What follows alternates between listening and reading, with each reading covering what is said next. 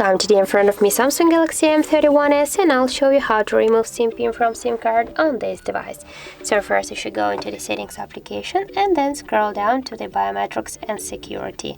Here tap to the other security settings and tap here to set up SIM card lock. As can you see, our SIM card is locked. So just to turn off or to remove the SIM pin, tap here once on the switcher and here confirm, enter your password. In my case that's from 1 to 4 and just tap to OK. And by this way you can just remove the SIM pin from your SIM card.